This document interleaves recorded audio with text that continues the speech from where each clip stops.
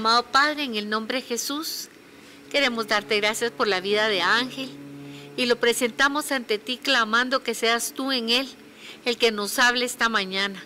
Que esta palabra que tú le has dado, Señor, sea esa espada poderosa que venga hasta lo profundo de nuestro corazón, que saque toda tiniebla y que llene de luz nuestro ser y que nos alimente, Señor, con ese pan fresco de tu palabra.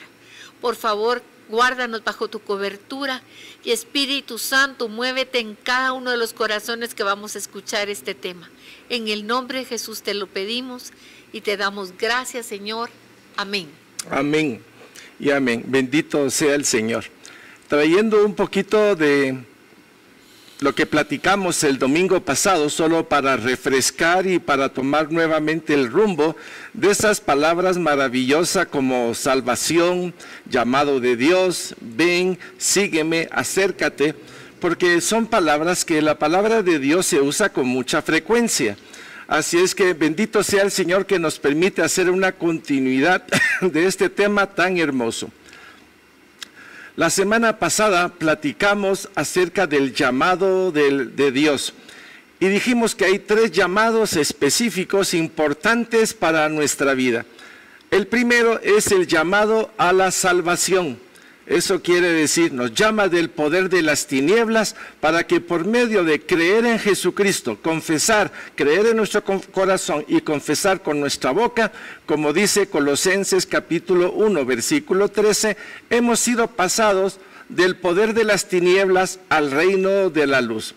El primer paso glorioso, Cristo pagó por ti, Cristo pagó por mí y nos pide la confesión de fe y a través de eso estamos en el reino del Hijo de su amado.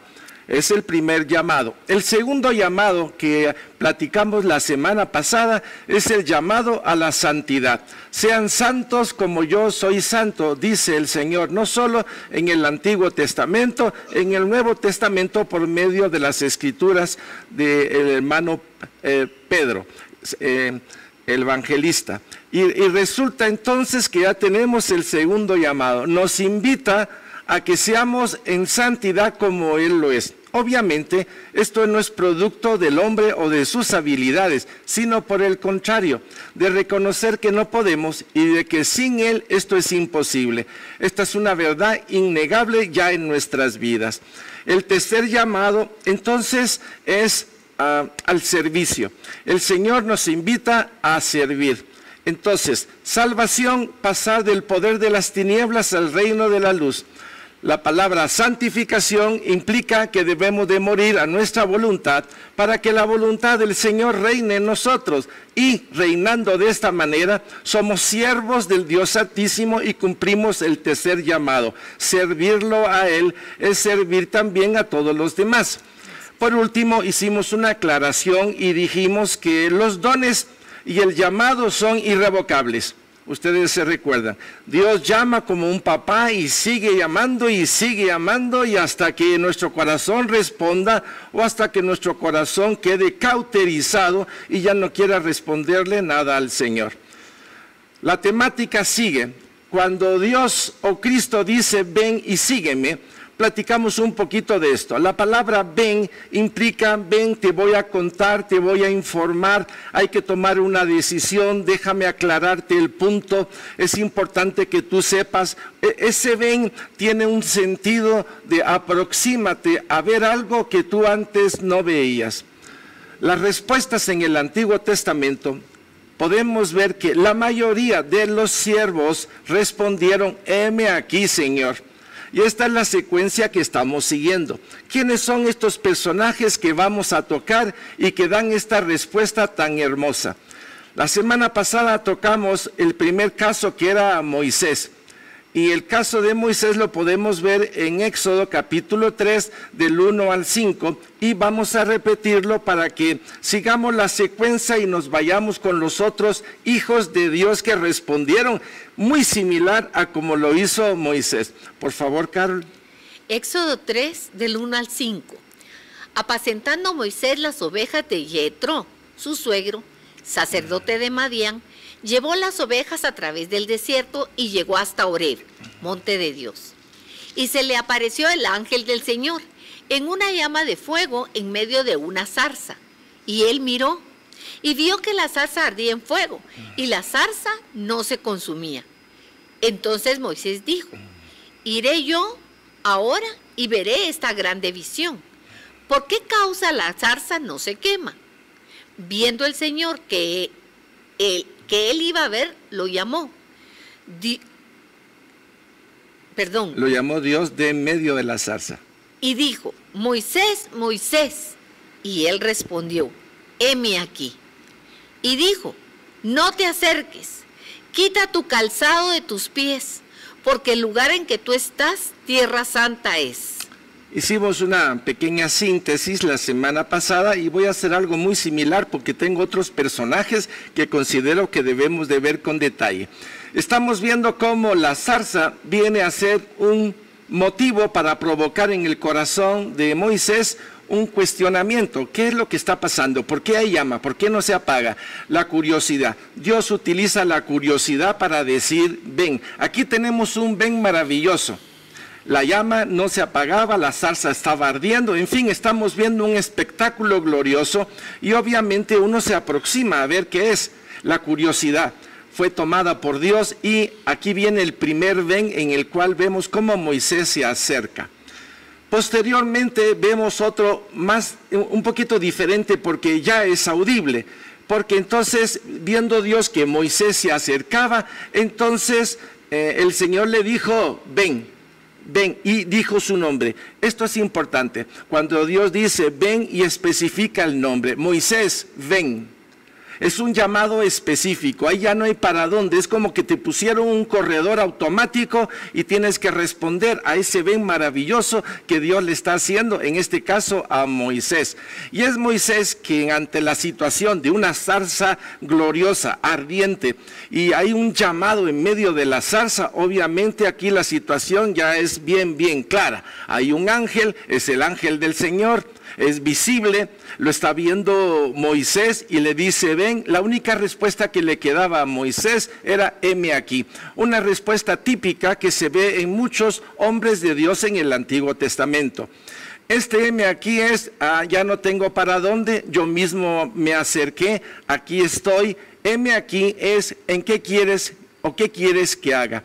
Y viene una respuesta de Dios que es maravillosa, porque ya no solo fue un llamado visual a través de la zarza, sino que hubo un llamado auditivo específico y hay indicaciones. El versículo 5 usted puede leer y dice: y dijo el ángel, no te acerques, quita tu calzado de tus pies, porque el lugar en que tú estás, tierra santa es. ¿Por qué quitarse los calzados? Es una forma de decir, ya que estás aquí y es tierra santa, tus calzados representan, o es calzado de piel, de animal muerto. El animal muerto no puede estar en la presencia de Dios en la forma como era el calzado, y por eso le está diciendo, quítate el calzado. Se lo quitó, me imagino yo que se lo quitó, de otra forma no se hubiera acercado. Entonces vemos cositas que son bien interesantes. La forma como Dios llama tu atención. Yo me recuerdo que cuando fui a mi primer retiro de conversión, el llamado fue a través de un hermano, un llamado muy especial de una persona que en este momento ya no está con nosotros, está con el Señor.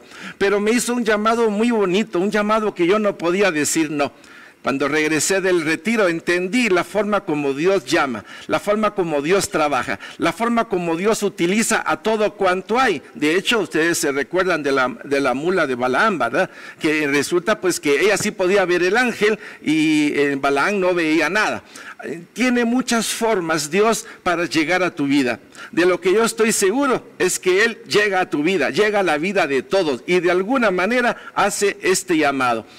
Tierra santa es como quien dice, aprende, entiende que soy santo. Esta zarza es santa y tú tienes que venir hacia mí en camino de santidad.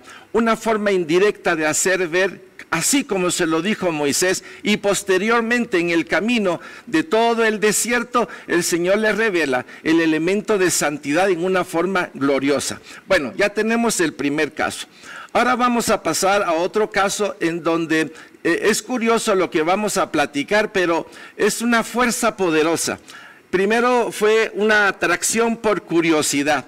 Ahora es una fuerza poderosa la que te dice, ven. Es como quien dice, un aire te toma y te levanta. Y vamos a ir específicamente a Isaías capítulo 6 del 1 al 8.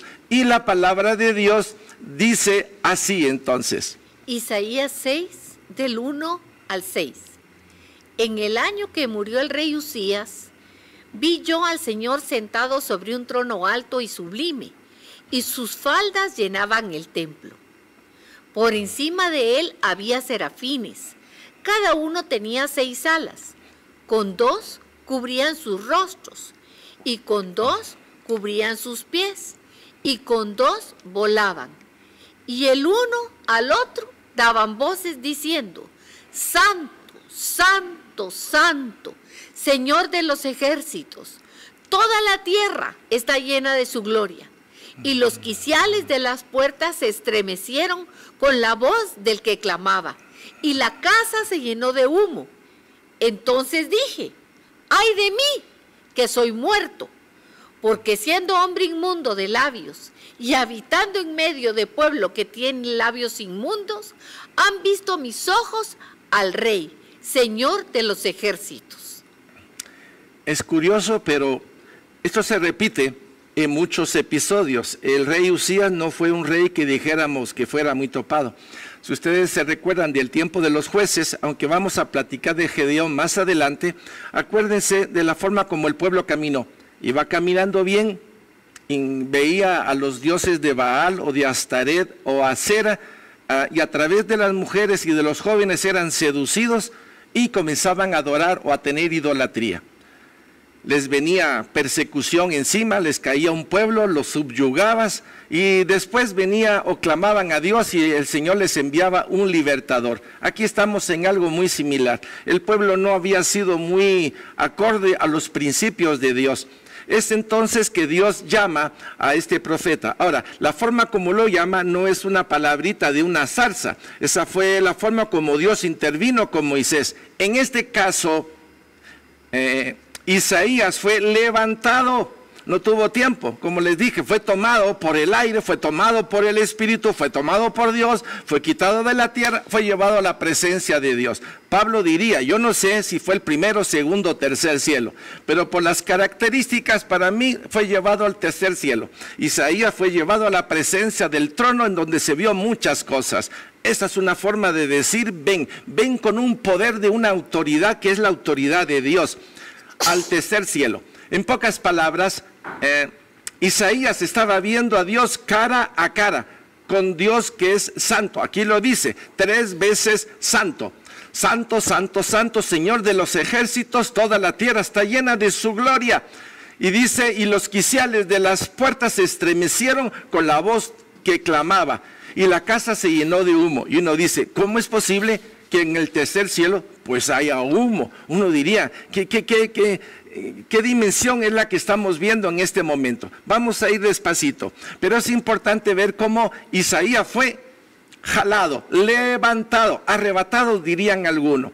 Es lo primero, cuando Isaías vio todo lo que estaba viendo, igual que Moisés, cuando oyó la voz que le dijo, ven, porque era el ángel del Señor. Estamos hablando de Cristo. En el Antiguo Testamento, el ángel del Señor representa a Jesucristo. Era la forma visible en el cual en el Antiguo Testamento Él se presentaba.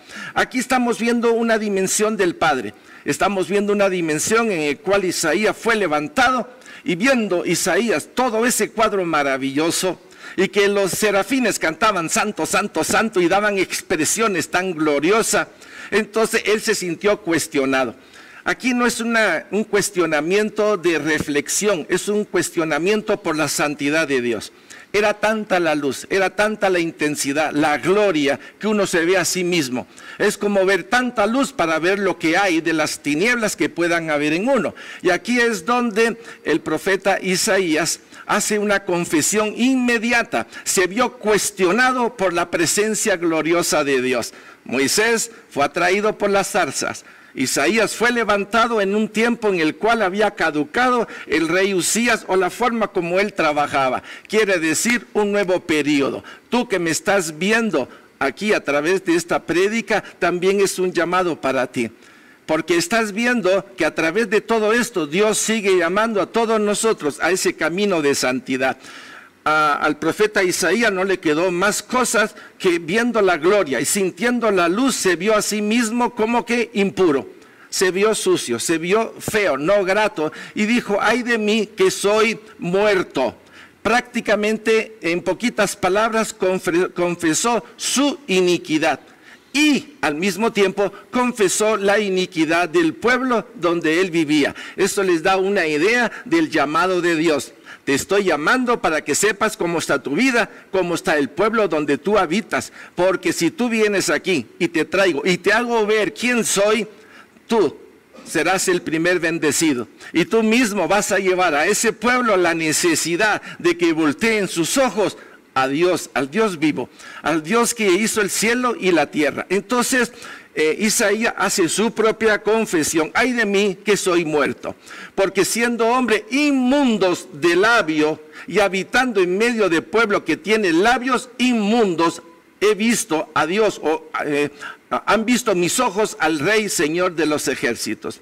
Con esto, obviamente, Isaías ya estaba bajo una dimensión: aquí no tengo para dónde, tengo que confesar mi pecado. Hay pecado en el pueblo, confiesa una realidad. Si hoy día te tomara a ti el Señor y te llevara a su presencia y diría: Carlos, o Sergio, o Gustavo, o Carolina, o Ángel, y te llevara allá y viéramos lo que Isaías vio, dos cosas: Señor, hay iniquidad en mi corazón, perdón. Y donde habito, igual. Eso quiere decir el llamado de Dios. No importa el tiempo donde estemos, la presencia de Dios, la santidad de Dios exhibe en ti, en mí, en todos nosotros áreas que Dios quiere quitar. Y al mismo tiempo nos quiere utilizar para algo muy específico. Cuando Dios llama, Dios equipa. Ahora vamos a ver la segunda porción de esta cita que considero que es sumamente interesante. Vamos a leer Isaías 6, del 6 al 8. Y voló hacia mí uno de los serafines, teniendo en su mano un carbón encendido, tomado del altar con unas tenazas. Y tocando con él sobre mi boca, dijo: he aquí que esto tocó tus labios, y es quitada tu culpa, y limpió tu pecado. Después oí la voz del Señor que decía: ¿a quién enviaré? ¿Y quién irá por nosotros? Entonces respondí: heme aquí, envíame a mí. Ok, vamos a tomar Moisés. El Señor lo jaló por medio de la zarza, le dijo que se descalzara y le dio una orden: ve al pueblo porque he oído el clamor del pueblo para que lo saque de Egipto. Qué tremendo mandato le dio Dios a Moisés. En este caso es algo muy similar. Cuando Dios llama, Dios equipa y dice lo que tienes que hacer. Estas tres cosas no las podemos evitar. Una vez el llamado, una presencia de Dios, un ser santificado y un enviado para las cosas de Dios. Vamos a tomar el texto y lo vamos a ver despacito. Les dije hace unos minutos que había humo. ¿Humo de dónde? Porque había humo en la presencia de Dios.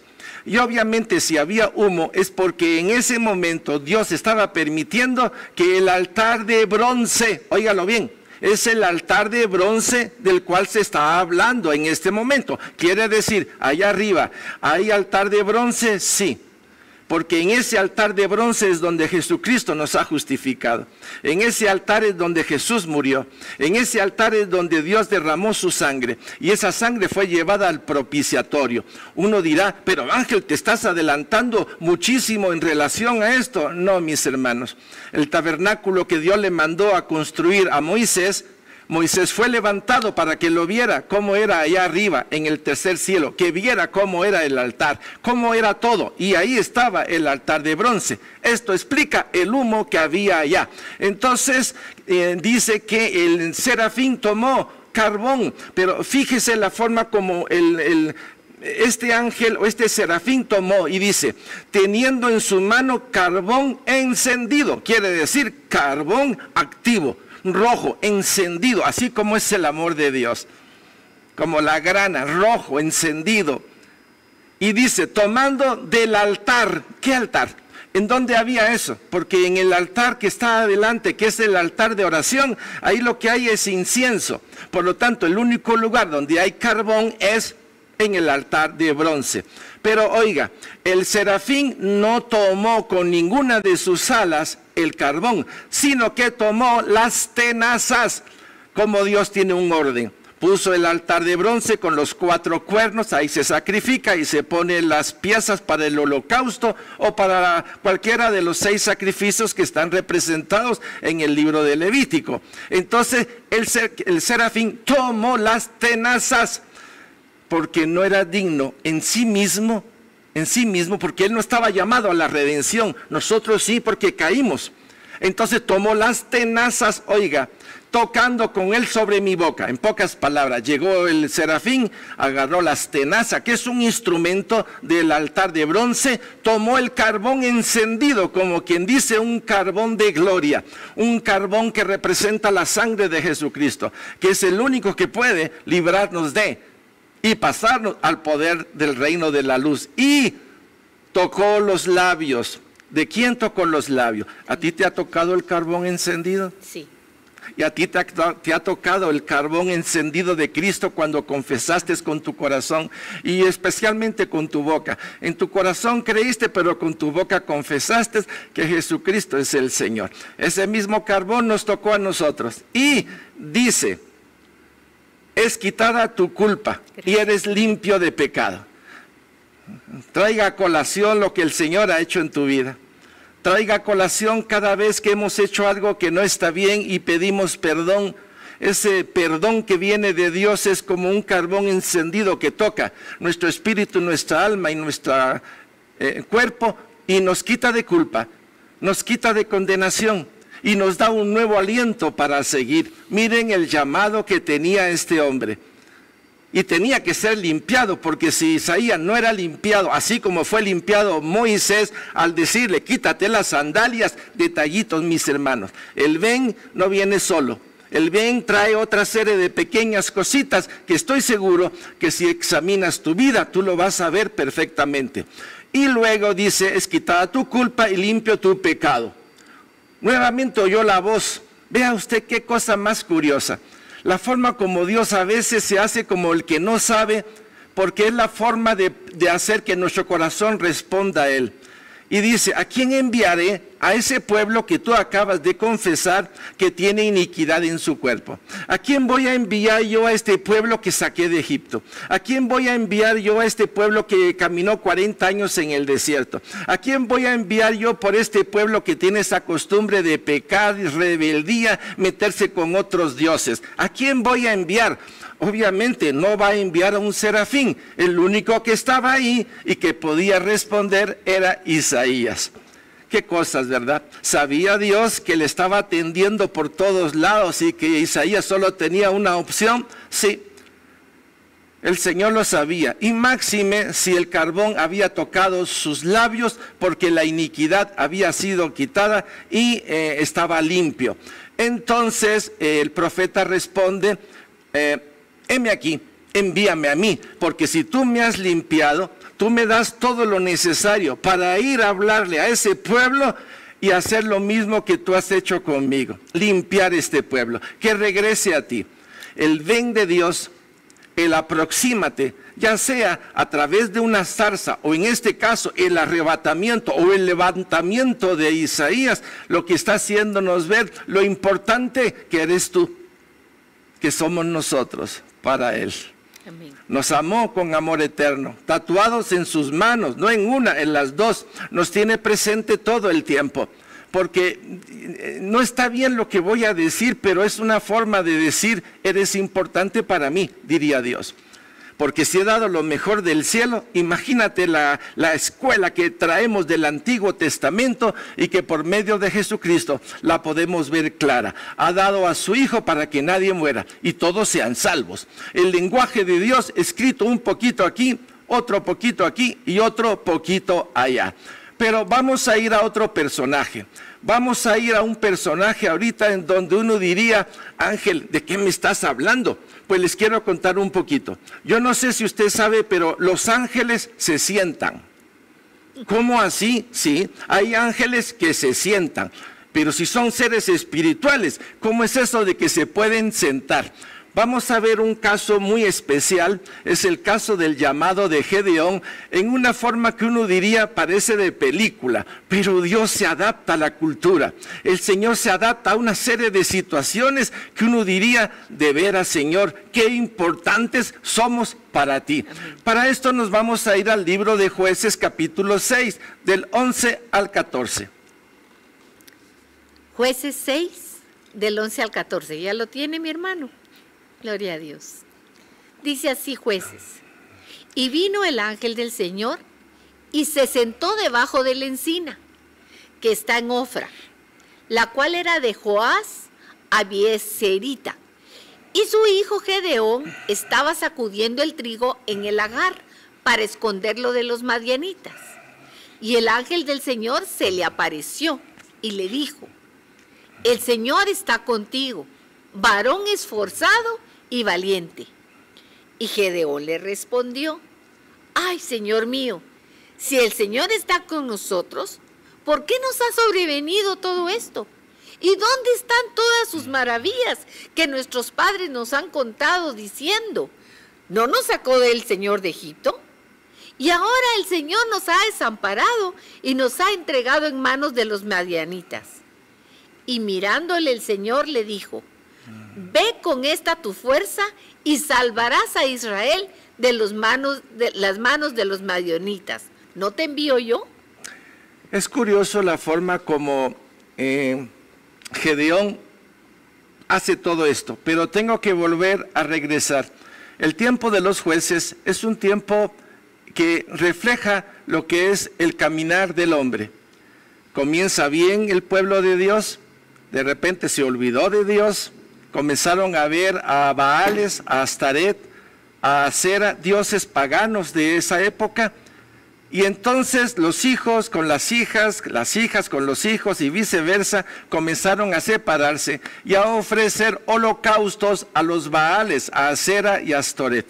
El Señor fue muy claro y dijo: mira, que si ustedes se separan y caen en idolatría, se van a enfrentar conmigo.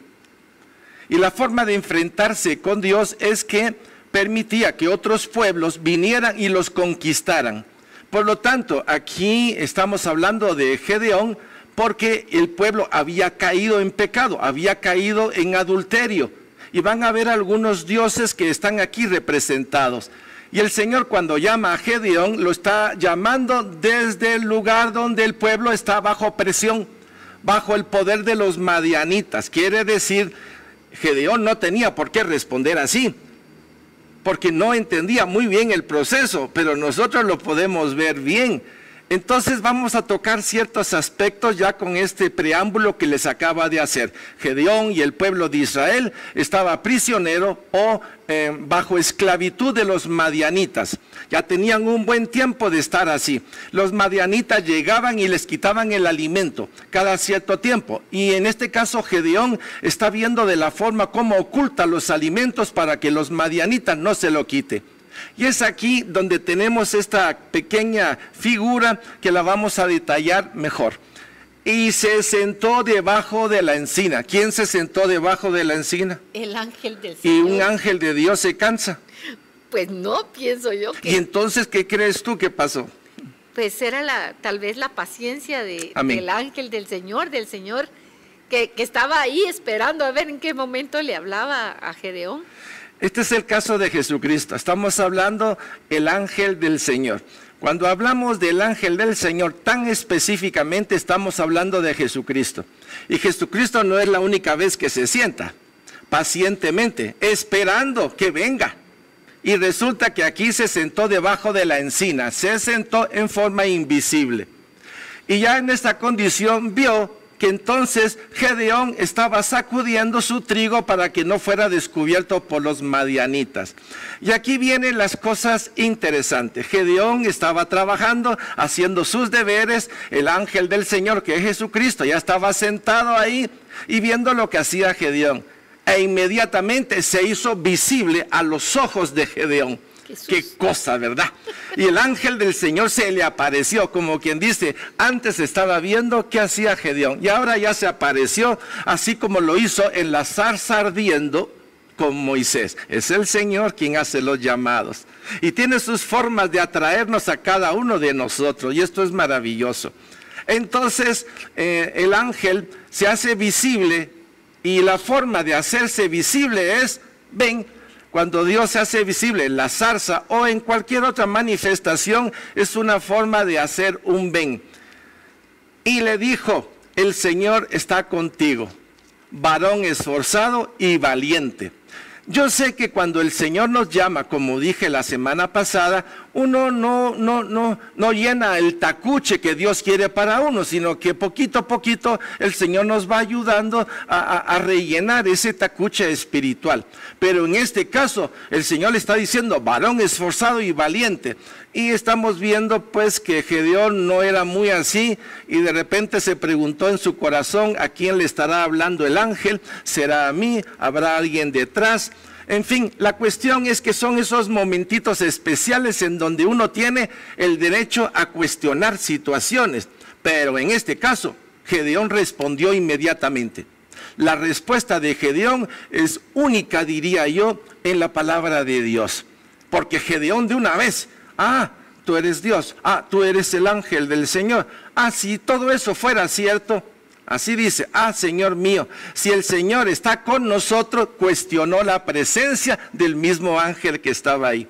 Igual le pasó a Zacarías cuando el ángel se le apareció y se quedó mudo, ¿verdad? ¿Se recuerdan? Se le apareció a María y María platicó con el ángel, pero Zacarías se quedó turbado y por eso guardó un año de mudez, no pudo hablar. Aquí estamos viendo, Señor mío, si el Señor está con nosotros, vea qué cuestionamiento, ¿verdad? Yo estoy seguro que tú has hecho lo mismo, así como lo he hecho yo. Si el Señor está conmigo, ¿por qué me pasa esto? ¿Le ha pasado a mi hermano? Carol. Sí, me ha pasado. Ok. Y si el Señor está con nosotros, ¿por qué nos ha sobrevenido la pandemia en la cual ha pasado todo esto? Es obvio, mis hermanos, es obvio. No hay para dónde. ¿Por qué vendría esta pandemia? ¿Y por qué han venido tantas cosas? ¿Y por qué la política está todo tan de vuelta? Porque es una buena pregunta. Y la respuesta es tan sencilla que uno de primaria la puede responder. Obviamente es el pecado. No hemos hecho bien las cosas. Y aquí era el caso de Gedeón como un guatemalteco. ¿Por qué nos ha venido todo esto? Revisemos para atrás y veamos cuál ha sido la secuencia de la iglesia, así como fue la secuencia del pueblo de Israel. Pero no termina ahí. Y dice, ¿y dónde están todas tus maravillas que nuestros padres nos han contado? Diciendo, nos sacó el Señor de Egipto y ahora el Señor nos ha desamparado y nos ha entregado en manos de los madianitas. Momentito, Gedeón, ubiquemos las cosas. ¿Ha pecado el pueblo de Israel? ¿Se ha vuelto Israel y ha doblado sus rodillas y ha sacrificado a Baal, a Astaret y a Asera? ¿Lo ha hecho, sí o no? ¿Qué cree usted que respondería Gedeón si Dios lo hubiera confrontado de una vez? ¿Qué hubiera dicho Gedeón? Se hubiera tenido que decir que sí, definitivamente. ¿Qué crees tú que hizo Isaías cuando fue llevado allá? ¿Yo? ¿Qué hizo Isaías? Cuando vio al trono del Señor se quedó anonadado, porque él sabía, él pudo ver cómo estaba él y cómo estaba su pueblo. Ahí está. En este caso no hay esa profundidad como fue en el caso de Isaías. En este caso, esta reflexión hubiera ayudado al guatemalteco, por ejemplo. A ver, mire para atrás lo que ha sido la iglesia, o mire para atrás un montón de situaciones, a ver si esto no es consecuencia de, pero no queremos reconocer ciertas cosas. Parte del problema es cuando uno cree que está sano y se tapa la verruga de la lepra con la camiseta para que nadie la vea. La iglesia posiblemente ha hecho eso durante mucho tiempo. pero a Dios no lo podemos engañar. En este caso estamos viendo a Gedeón peleando con Dios sin darse cuenta de que la base con la cual pelea está totalmente equivocado. Pero lo que le dice el Señor, no lo está viendo bajo la situación de cómo está el corazón de Gedeón, de molesto, de irritado, sino que el Señor le dice, varón esforzado y valiente, no te asustes, mira, yo estoy aquí. A pesar de todo el cuestionamiento de Gedeón, ahí está el Señor dándole respuestas increíbles. Cuando Dios llama, Dios equipa y le da una misión. Y esto es importante, cuando Dios te llama y te llama para algo, te da todo lo necesario para que cumplas el propósito de Dios. El ven de Dios es claro, acércate, te preparo, te envío y después de que te he enviado tu corazón va a responder a mi corazón. Vea cómo Dios trabaja en nosotros, es una secuencia repetitiva. Ahora bien, el caso de Gedeón. El caso de Gedeón, pues tenía que quitarse de encima a varios reyes. Se calculan que era un ejército de unos 150,000, 140,000 soldados, los que asediaban constantemente al pueblo de Dios. Y se reúnen varias tribus, se nombra a Gedeón como encargado de todo esto. Gedeón entra en sus dudas. Ustedes se recuerdan de esa historia tremenda en el cual, pues Señor, si tú me has llamado, haz que el hebredón tenga por un lado y a la siguiente vez del otro lado la humedad o el rocío. Dios prueba a Dios de distintas maneras, como lo has hecho tú, como lo hemos hecho nosotros. Lo curioso es que Dios responde a esos llamados para darle seguridad y temple al corazón de Gedeón. Pero entonces se formó un ejército de unos 30,000 más o menos de las tribus de Israel. Y el Señor les dijo, son muchos, hay que bajarles. Mira, a los que son medios temerosos y no les gusta la guerra y no quieren y se acaban de casar, mejor que regresen. De los 30 y pico mil quedaron 20,000 y después de esos 20,000 hizo otro escrutinio en el cual quedaron 10,000. El pobre Gedeón dijo, uy, si son como 150,000, ahora de los 30,000 me los baja a los 20,000, de los 20,000 ahora me lo bajó a los 10,000 y el Señor dice que es mucho. Miren, perdónenme. Aquí uno tiembla, igual como tembló Abraham cuando quiso defender a Sodoma y Gomorra. Si hubieran 50, si hubieran 45, ese regateo donde todos nosotros estamos aprendiendo a la forma como Dios trabaja en nuestros corazones. Glorioso. Al principio somos unos cadáveres ambulantes haciendo preguntas y respuestas insensatas, pero después nos damos cuenta qué grande y poderoso es el nombre de Dios. Entonces el Señor le dijo, mira, a todos los que van a tomar agua, de los que lo tomen de la siguiente manera, van a ir. O sea, de los 10,000, pues bajaron a 300 soldados. Y los otros eran como 150,000. Entonces es tiempo para rascarse la cabeza y decir, Señor mío y Dios mío, ¿no te habrás equivocado? O tenés otro ejército por ahí que yo no conozco, porque a la hora de la hora son muchos. Pero resulta que el Señor sabe trabajar en nuestros corazones. Entonces Gedeón fue también equipado para la batalla de distintas maneras. Estos 300 soldados, ¿cuál es la estrategia para vencer? Dios te llama, Dios te equipa y te dice cómo hacerlo para la batalla.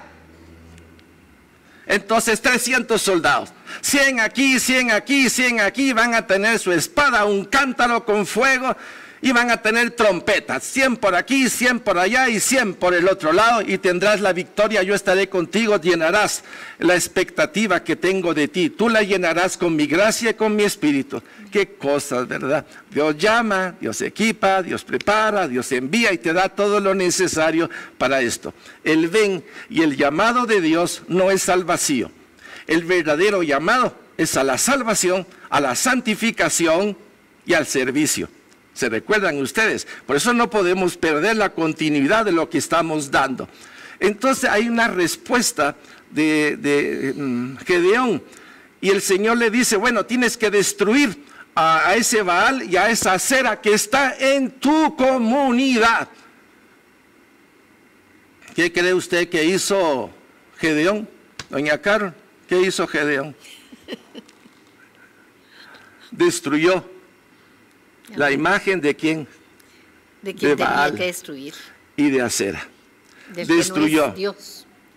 Hay que destruir a los dioses ajenos, Y a uno- los que se levantan en nuestro corazón. Así es. Entonces vino Gedeón, agarró la estatua de madera de Baal, la hizo pedazos y también hizo pedazos la estatua de Acera. Agarró la madera de estas estatuas, le prendió fuego y sobre ella sacrificó a Dios. Quiere decir, retomó el linaje, retomó su ubicación para con Dios, hizo paz con Dios. Y ya así le dijo, bueno, ahora ya estás listo porque has botado los dos dioses que estaban en ti, contigo. Ahora has regresado tu mirada hacia mí. Ahora ve a la batalla. ¿Y qué cree usted que pasó? ¿Será que Gedeón ganó? Sí, totalmente. Ganó y persiguió. Y la palabra de Dios habla de que persiguieron a 130,000. 130,000, increíble, 300 soldados, persiguieron a 120,000 soldados, ahí está escrito en la palabra de Dios, y uno dice, ¿cómo es posible? Así es, y agarraron a los reyes, y los reyes pues murieron. Vemos una historia de un llamado de Dios curioso, tremenda la forma como Dios trabajó en el corazón de Gedeón. Ahora vamos a pasar a otra historia que considero que tal vez nos va a llamar la atención porque es un ven igual a es necesario que pase por aquí. Ustedes se recordarán que en el año 2019 platicamos de es necesario para Jesucristo pasar por ahí. Así es que nos vamos a ir al libro de Juan, capítulo 6, del 4 al 10. Evangelio de Juan, capítulo 4, versículos 4 al 10. Y dice así la palabra. Y le era necesario pasar por Samaria. Vino pues a una ciudad de Samaria llamada Sicar, junto a la heredad que Jacob dio a su hijo José. Y estaba allí el pozo de Jacob. Entonces Jesús, cansado del camino, se sentó así junto al pozo. Se sentó. ¿Quién se sentó? Jesús, ¿Y quién era Jesús en el Antiguo Testamento? el ángel del Señor. Ya tenía experiencia el Señor, ¿verdad? Sigamos. Era como la hora sexta.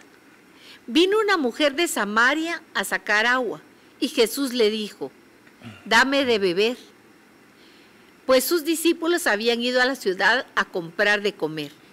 La mujer samaritana dijo, ¿cómo tú siendo judío me pides a mí de beber, que soy mujer samaritana? Porque judíos y samaritanos no se tratan entre sí.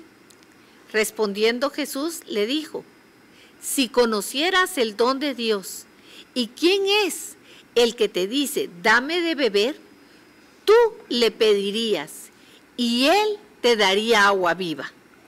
Amén. Estos son pasajes en donde uno ve la forma como Dios trabaja. Dios tiene muchas formas de enviarnos mensajes, como he dicho, a través de un bus donde dice Dios te ama, o cuídate porque te veo todos los días y te sigo amando, a pesar de... Hay anuncios por todos lados que de repente tienen un toque con nosotros y nos hace ver, es Dios quien me está hablando. Estoy seguro de que también tú has pasado por esa bella experiencia. En este caso otra vez es Jesús quien llega anticipadamente y se sienta en el pozo de Jacob. Y ahí sentadito, él está solo esperando. Esa presencia del Señor en ese pozo es otra forma de decir ven. ¿Y quién se acerca? Una samaritana con una vida tremenda, en donde 4 o 5 maridos por ahí resultaron como de rebote, pero ahí estaba, una pagana, una samaritana con conocimiento del pueblo de Dios. O sea, que en Samaria todavía había israelitas con conocimiento de Dios. Y esta mujer samaritana pues vio a Jesús. Aquí es la forma, ¿cómo fue que llamó Jesús a la samaritana? Dijo, dame de beber.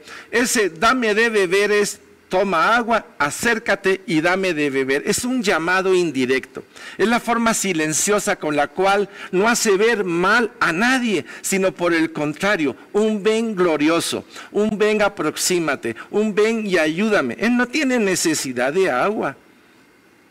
Pero el llamado, a la forma como lo hace él, por favor, dame de beber. Qué cosa más curiosa, ¿verdad? Y la samaritana, igual que que Gedeón comienza también a rebatir, no se ha dado cuenta de la situación.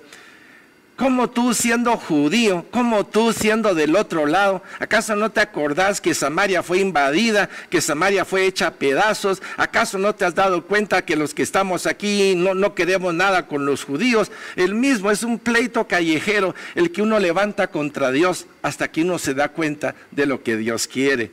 Y aquí estamos viendo entonces esta mujer que le pone un montón de elementos razonados. Oiga, razonados.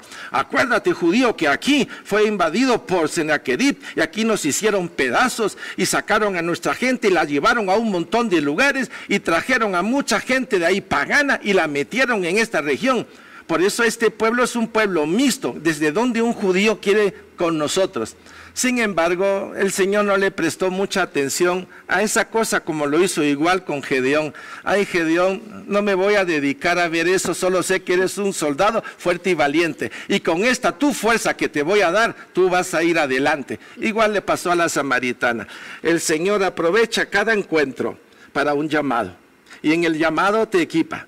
En el llamado que te equipa te envía a una misión, porque también esta samaritana pegó su brinco, le dio agua al Señor y después de platicar un rato con él, ella supo que el que estaba ahí era alguien que tenía autoridad, alguien que conocía su vida, alguien que la estaba llamando para un encuentro especial. Esta mujer cuando regresó a Samaria no era la misma. Tuvo un encuentro con el Señor, fue equipada, fue para que fuera a hablarle a Samaria y llegó a Samaria y evangelizó.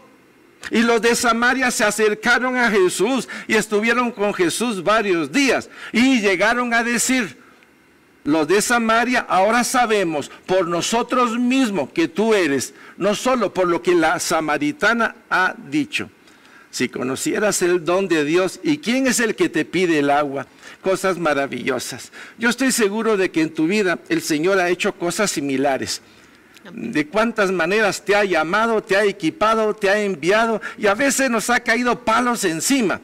Pero cuando regresamos a sus pies y le decimos de los resultados, es una forma que Dios quiere para trabajar y quitar de nosotros incredulidad, la necedad, la vieja maña de la vieja naturaleza en estorbar la obra de Dios.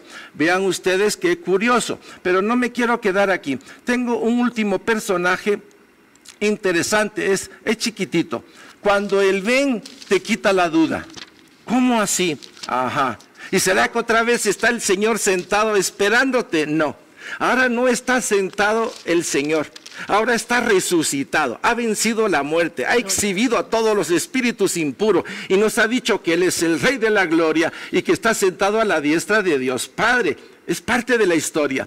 Y para esto nos vamos a ir al libro de Juan, capítulo 20, del 27 al 29. Y vea qué forma tan especial viene el ven de Dios. Juan 20, del 27 al 29. Aquí los estoy viendo que van corriendo como espadachines de la palabra. Y dice así. Luego dijo a Tomás, pon aquí tu dedo y mira mis manos y acerca tu mano y métela en mi costado y no seas incrédulo sino creyente. Entonces Tomás respondió y le dijo, Señor mío y Dios mío.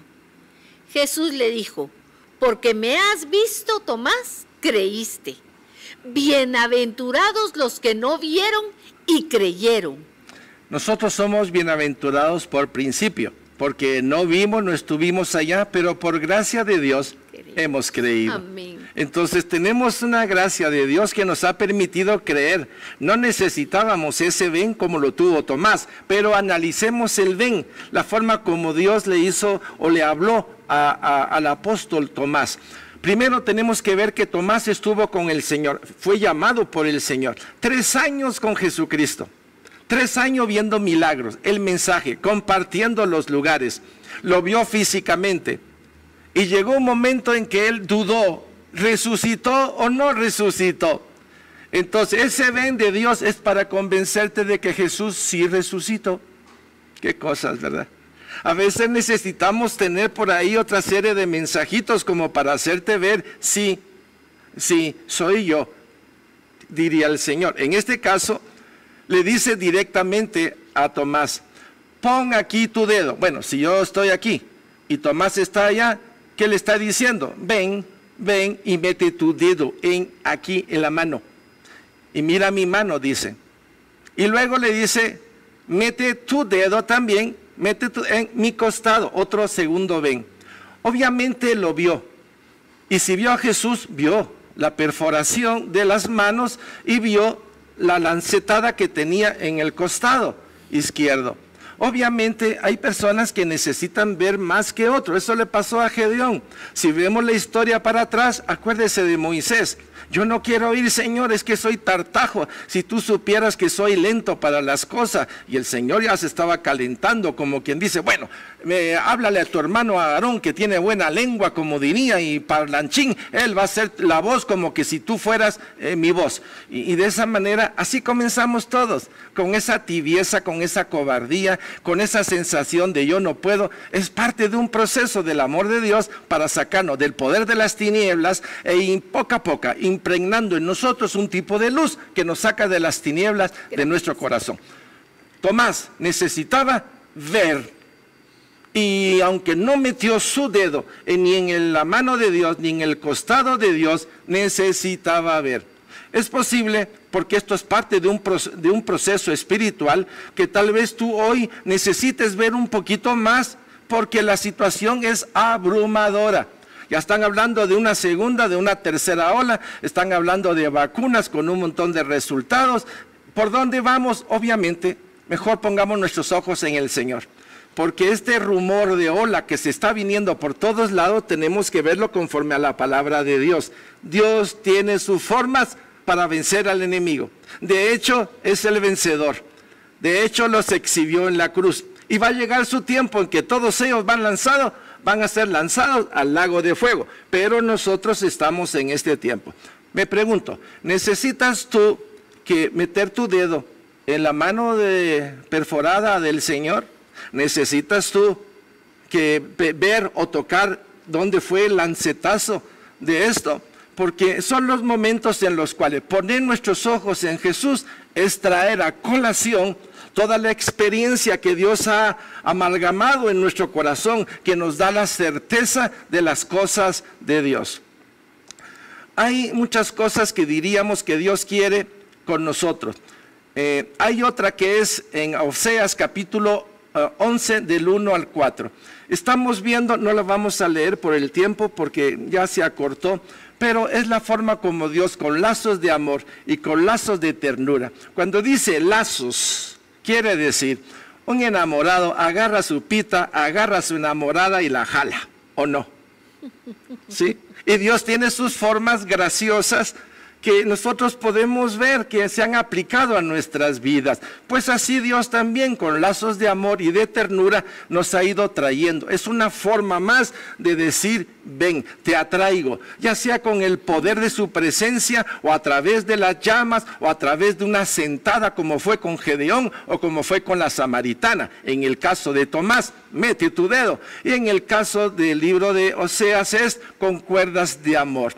Te atraigo. Es la forma como Dios trabaja. Maravilloso es el Señor que está sentado en el trono de Dios a la derecha del Padre, que sigue accionando con bondad y con misericordia hacia tu corazón, hacia nuestro corazón y nuestro matrimonio y a la congregación. Dios es bueno en perfecta manera. Mi hermano, estos temas que estamos dando ahorita son temas hermosos.